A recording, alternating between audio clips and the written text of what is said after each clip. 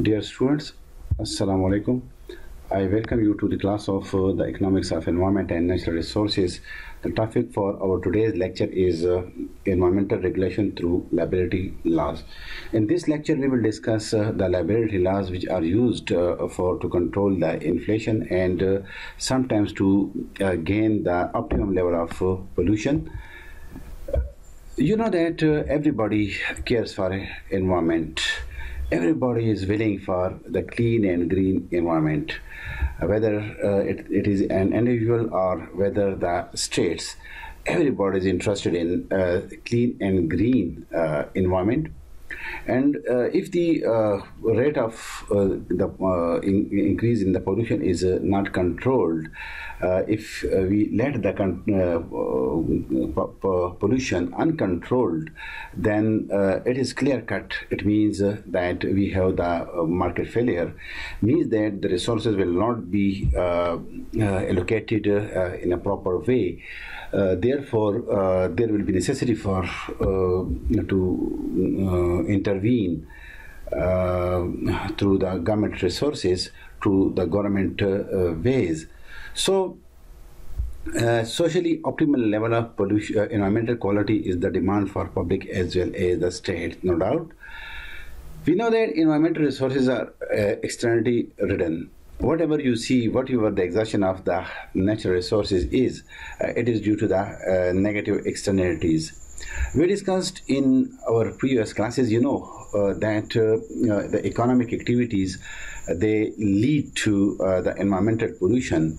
And actually, these are the externalities of the what we see: smoke, increase in the temperature, what we see the water pollution, we see the environmental pollution, we see the air pollution, we see the noise pollution. All these pollutions, types of the pollution, are result of the market failure and the negative externalities of the economic activities. So the socially optimal level of environmental quality cannot be achieved through the uncontrolled operation of private markets. What this suggests is a clear case of market failure and consequently a justification for public intervention. As I discussed, that if the resources are not properly allocated, if the pollution is not controlled, we will see the misallocation of resources, which strengthens the case for the government intervention in the environment. However, public intervention is not a necessary or sufficient condition for attaining the optimal level of environmental resources. Resolving the environmental problems requires the necessity of public intervention to correct an externality. We have, when government is involved in control of the pollution, we can do so through different ways. One of we will discuss in this lecture. We will discuss one, the liability laws. We have another way of the intervention is property rights or causation methods. Similarly, the third one is the emission standard. The unifying theme of these three approaches is that all these focus on a legal system to discourage the abuse of the environment, to discourage the environmental pollution. All these have the common agenda to control the pollution through the legal ways, through the legal system. In case of liability laws, the court would set monetary fines on the basis of perceived damage to environment. Now, what are the liability laws? The liability laws are actually the laws through which the court fixes the monetary fine, the fine in form of money, on those people who are violating the environmental rules, who are damaging the environment through their activities. Another way is the causation method. It is also a legal system. We will discuss in the next part of this lecture. It assigns and enforces property rights to one of the party. Emission standards are set and enforced through legally mandated laws. So we can say that there are three ways to control the environmental pollution, namely liability laws, the property rights, and the emission standards. What we do in the liability laws, that in the liability laws, the court sets fines through a legal way on those who violate the environmental regulations. Property rights, in the property rights, a party is given the property right. If a property right is given, it is usually considered that the pollution, the firm will control the pollution. Similarly, the another way is the emission standard, in which the standard for the emission of the pollution is set. So far, the liability laws are concerned, these are a way of resolving conflicts arising from environmental damage. So whenever in many countries we see that where the environment is damaged, the environmental damage is tried to be covered through the liability laws. And the main idea behind the laws is to make polluters liable for the damage they cause. The main idea of the this liability laws is to fix the responsibility of environmental damage on those who are polluting the environment. The firm which is causing environmental pollution, which is throwing its byproduct into the river, to making the river damaged, or which is exhausting gases, or which is damaging the environment through different ways, they are held responsible, and they are asked to pay for this environmental damage. More specifically, polluters are the defendants, and those who are affected by the pollution, the pollutees are the complainants. Means we, common man, we, the residents of an area, we are the pollutees, we are affected by the pollution, so we are the complainants, and those industry, that firm which is exhausting the environmental, which is damaging the environment, that firm is the defendant. Thus, polluters are subject to the lawsuits and monetary payment if they are found guilty. It is in their best interest to pay special attention to the waste disposal. So, dear students, if a firm is held responsible, if a responsibility is fixed on a firm, if the fine is imposed on a firm, what that firm will do, that it will do to minimize the environmental damage. In sense, liability laws can be used as a means of internalizing environmental externalities. The question is, how effective is the use of liability laws in internalizing the environmental externalities? For this, we take a very simple example. We have also discussed this example in the previous lecture as well. Suppose there are two firms. One is the paper mill, and the other is a fish hatchery. Both of these firms they use a river, and the paper mill, it discharges some byproduct into the river, thereby polluting its water. While this water comes down, suppose that this firm, the paper mill is located upstream, and it discharges some waste in this river. When this river flows, it comes towards a fish hatchery. Definitely, when this polluted water comes to the fish hatchery, where it is rearing the juvenile fish, where is breeding a breeding place for the fish, this polluted water will kill the fish, will damage the fish hatchery. So the conflict between these two firms is the use of this river. Look at the example. The environmental dispute, we take the example, the environmental dispute between two firms, a paper mill and a fish hatchery. The problem is a river that is used jointly by these two firms. The paper mill uses the river to discharge the byproduct of its manufacturing process, means it is located upstream, so it throws the waste into the river. The fish hatchery relies on the same river to raise the juvenile fish. By virtue of its upstream location, the production activity of the paper mill will have a negative impact on operation of the hatchery. Is the paper mill is located upstream, when it throws its waste, its byproduct, into the river, it comes to the fish hatchery, which is damaging this fish hatchery, which is damaging the production of this fish hatchery.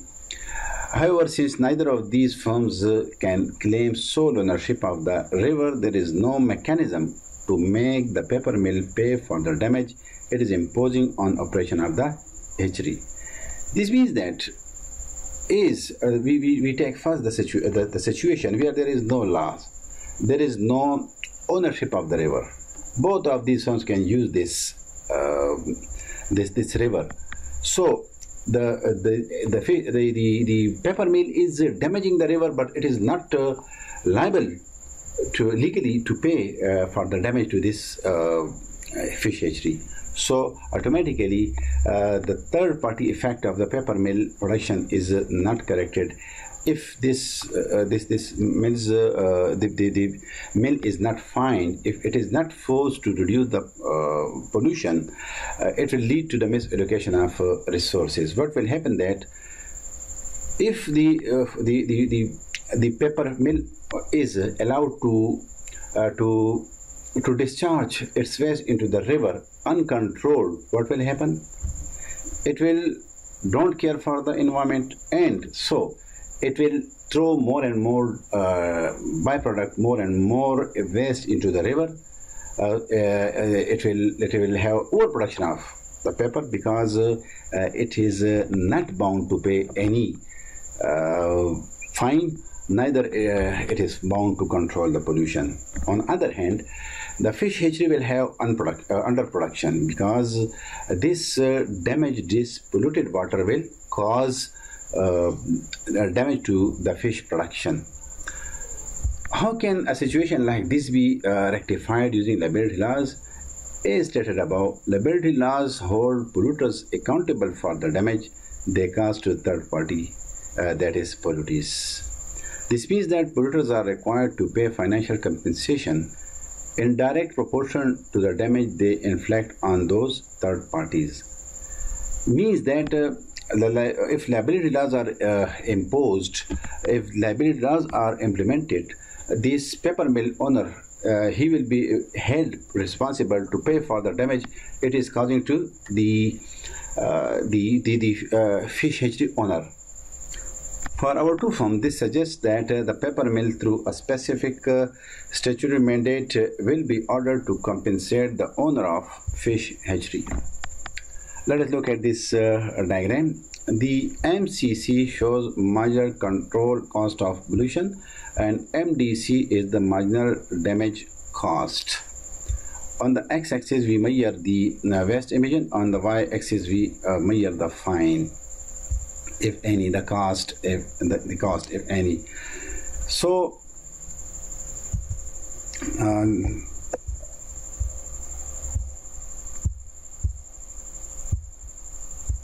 we are discussing it. So let us explain this diagram. We can explain this diagram. We see that ideally, for the problem related to the environment, the court sets the level of compensation on the basis of damage cost function. We assume that the court has free access to the detailed and accurate information about damage costs relevant to our two firms. We suppose that the court knows the damage cost and the cost of the cleaning that byproduct, and we draw the MDC, marginal damage cost function, as you see in this picture, on the basis of that information. In this, in case the river is treated as a common property resource, the paper mill has free access to its use. Suppose we don't control the pollution, there is no legal law to restrict the production of the mill owner, what it will do, that it will do, look at this axis. On the x-axis we have measured the waste emission, and W static is the maximum waste which the paper mill owner will throw into the river. If the river is treated as common property, no one can claim the ownership of this particular firm, neither the paper mill owner, nor the fish hatchery. Then the fish hatchery will, the paper mill owner will produce W static of through waste equal to O W static in the river, and the total monetary value of this damage will be OTW static. This whole this area, OTW static. This will be the total monetary value of the damage caused to the fish hatchery by the production.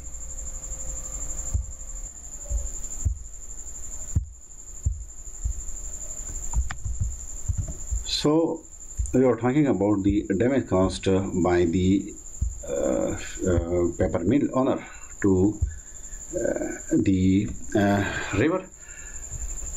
Now, suppose that on the basis of the information, the court sets some fine for the violation of the environmental laws rules, that if the firm has a waste and it is throwing the waste into the river without treating it properly, then it imposes the fine over that.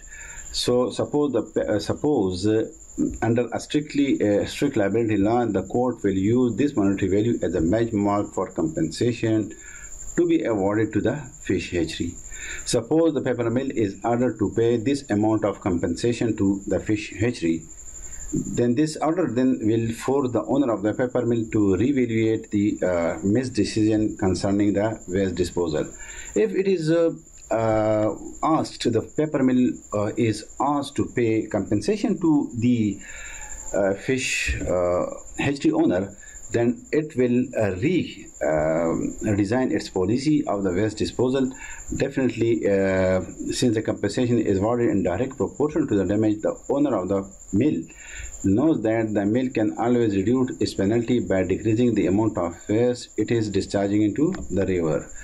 Now the mill owner knows that it can reduce the fine if it is damaging more and more the environment. If it is throwing more and more waste into the river, it will have to pay more and more. So what it does, that it will reduce the amount of the waste it is producing, and we suppose that it is able to reduce the waste from W static to W1. Look at this figure, that following the liability laws, it reduces, the paper mill owner reduces the waste production from W static to WJ, making the environment clean.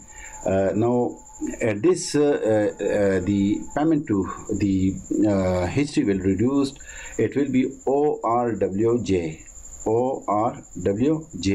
which is less than OTW static. The earlier, if it produces OW static, it will have to pay for OTW static. But if it reduces its waste production to WJ, this means that the fine reduces to ORWJ, which means that it will have to pay comparatively less, as it has controlled the waste production. However, this firm faces additional non-legal costs. The reduction of its cost from W static to WJ require cleanup cost measured by the area W static UWJ. This area, this small area you see in the picture, that apart from the paying fine to the fish hatchery, it will have to bear the cleaning cost WJUW static. This small area.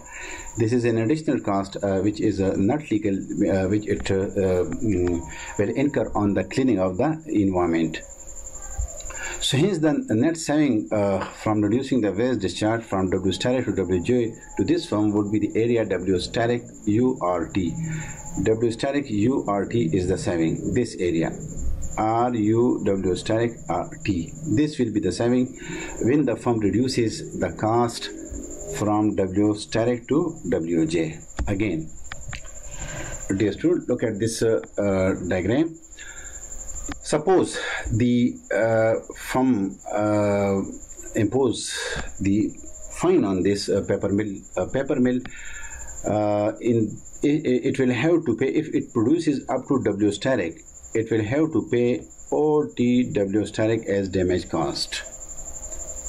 So in order to reduce the fine, what the mill owner do, that it reduces the waste production from W static to WJ, means that it cleans the environment, because as we move toward the O, we are moving toward the better environmental quality.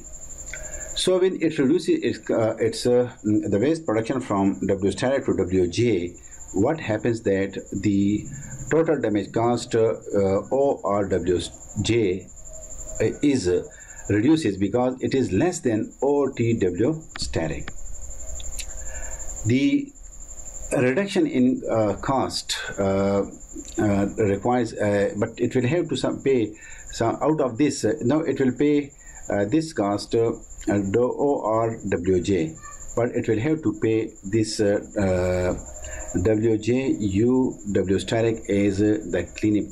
It is the marginal cleaning cost of the environment, and the total saving will be TRUWJ, because instead of OTW static, the total damage cost is ORWJ. So this firm has saving. Now the question arises, is this the best this firm can do? The answer is no, because in fact it can be shown that it would be in better interest of the paper mill to reduce the discharge from W static all the way to WE. If you look at this WE, which is the intersection, at this point we see that MDC, marginal damage cost, and the marginal cleaning cost MCC, they intersect each other at point S. At this point, the marginal cleaning cost and the marginal damage cost, these are equal. So thus, under this scenario, the maximum waste that the paper mill will omit into the river will be W or WE. This will be the waste disposal. The waste disposal is reduced from W static to WE. Interestingly, this result is identical to the optimal level of pollution. If you remember the previous lecture, this is actually the optimal level of pollution. The implication of this is that in an ideal setting, environmental regulation through liability laws would force the polluters to pay for the environmental service that would be consistent with the scarcity value. This optimal level of pollution is not determined by the government laws, but by decision-making process of the private concern reacting only to financial disincentive imposed on them by fully enforced liability law. This reduction in the pollution or this improvement in the environmental quality is not due to the government regulation, not due to the liability law, but due to the decision of this private firm paper mill owner, because the firm is interested in reducing its cost. So how effective are liability laws as an instrument for regulating the use of the environmental resources? Now the question arises, are these liability laws are important? It can control the pollution, it can improve the environment. We know that the liability laws are basically operate on the premises of the economic incentives. In other words, the polluter pays principle is strictly applicable in case of the liability laws. However, using these liability laws are based on the court decisions, so there are some disadvantages because you know that the legal process is usually very slow. So the first disadvantage is that the legal remedies are generally slow and costly. Second, relying on dispute resolution by means of liability law may be unfair if the damaged individual does not have the resources to bring the suit, because not all the firms have resources to bring the matter into the notice of the court. So first is that the court system is very slow, legal remedies are very slow and costly. Secondly, the firm may not have resources enough to bring into the notice of the court. The third can be that when the number of the parties is large, when more polluters are there, then it is difficult to determine the exact amount of the fine to be imposed. So we were talking about the disadvantages of the this liability laws. So first we discussed that the legal remedies are generally slow and costly. Secondly, the firm may not have too much resources, so it may not be in a position to bring the lawsuit into notice of the court. It may not be able. Thirdly, when the number of the affected parties, polluters and parties, is large, it may be difficult to determine who harmed whom and to what exact degree.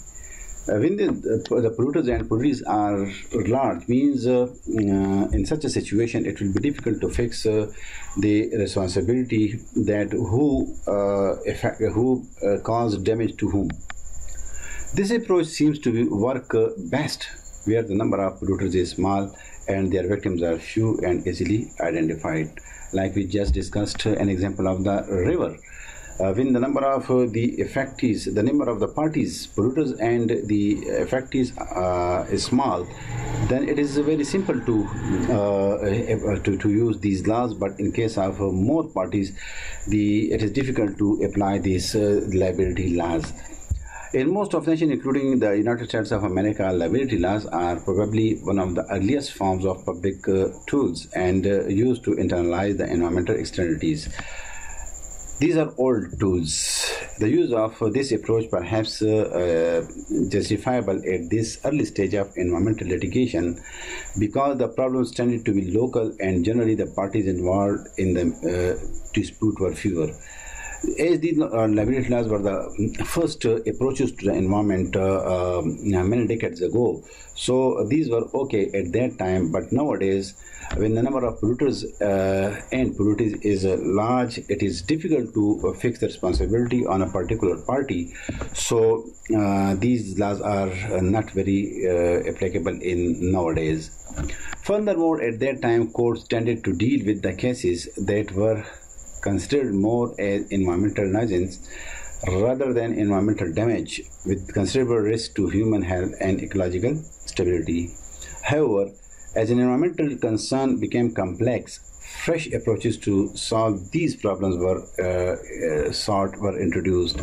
With the passage of time, when the number of polluters and polluters increased, when the environment became little more complex, when the violation of the environmental laws increased, when there were more and more sources of pollution were added to the existing number of polluters, new laws were imposed, some new approaches were sought out, and those approaches are like the property rights approach in 1960s, and after that we have the emission standards, etc.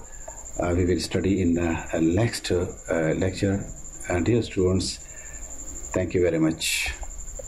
This is the reference. This lecture has been taken from the material in this lecture has been taken from the Ahmad Hussain book, Principles of Environmental Economics, second edition. You can give a reading to this book for further details.